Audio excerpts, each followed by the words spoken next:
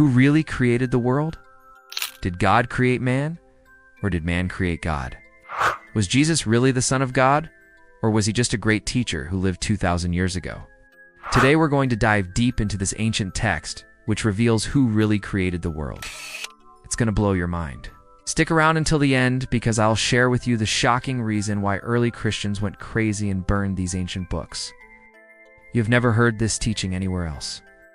This is going to change everything you think you know about religion, so let's get right into it. Did you know that the God of Abraham, Isaac, and Jacob is not the supreme God, and there are far greater beings beyond his level? In fact, what we see in the creation account in Genesis is only the tip of the iceberg. There is so much more that happened before the creation of Adam and Eve that most people don't realize. Let me explain. Genesis begins with the words, "In the beginning." God created the heavens and the earth. But the actual Hebrew here doesn't say God created the heavens and the earth. The Hebrew actually says that God created the firmament and the earth. The word for firmament is the Hebrew word rakia, and rakia means an expanse or a stretching, like a dome over the earth. And so many people visualize this as some sort of a solid dome over the earth. But the Hebrew word actually comes from a root word that means to be pregnant. And if we study the Hebrew, we see that the firmament was pregnant and full of stars. And what we read in Genesis is actually an account of the birth of the stars, planets, and galaxies. So what this means is that there were already other celestial beings and gods that existed before our God created the earth. So now you may be asking, who is this God of Abraham, Isaac, and Jacob? And what does he have to do with the supreme God? Well, he is the lesser God of this world system that oversees the planet Earth and mankind. He is the one that wrestled with Jacob and appeared to Moses in the burning bush.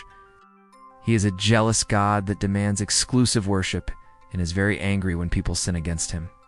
He is not the supreme God, but he is powerful in his own right. Now, let's look at the first 5 books of the Bible, also known as the Torah, and notice something amazing. The first mention of the word God in the Torah isn't until Exodus chapter 3, verse 15. But the Hebrew actually has a different word for God, and it's Elohim. Elohim actually means gods.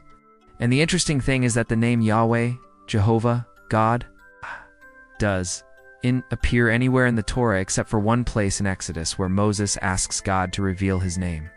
And God replies, Yahweh. Yahweh is his name. But the actual name of God is Yod, Hey, Vov, Hey, or as the Kabbalah teaches, it's the Tetragrammaton. Most scholars agree that this name represents the hidden or secret God that is beyond human comprehension.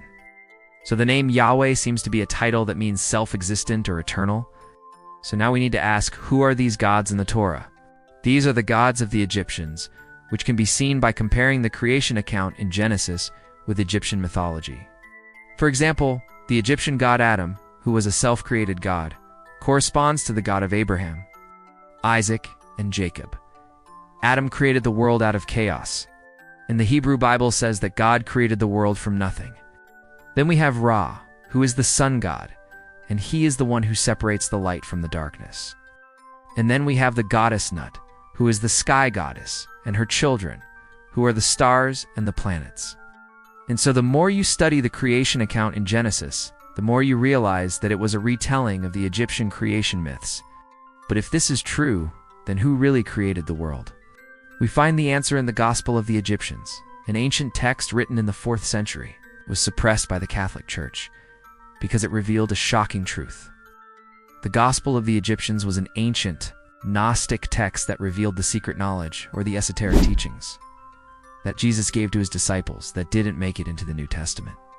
The author wrote down the secret teachings that he heard from the living disciples of Jesus that were eyewitnesses of the life and teachings of Christ. And in this book, we learn that Jesus taught that there was a spark of the divine within every person. And this spark was the image of God that was put inside us at birth. And the purpose of life is to discover and develop that spark through gnosis or secret knowledge. And when we awaken that spark, we become gods ourselves. This is what Jesus meant when he said, "You are gods." And so, the true God is not a person that we can worship or pray to. It's the spark inside of us that we must awaken. And this is why early Christians burned these texts, because they revealed the secret knowledge that led to true salvation.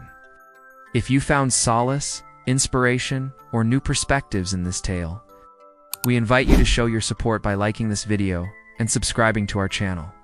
You can also click the link in the video description to expand your understanding of Christianity's hidden roots with the must-read books. Till next time, be blessed.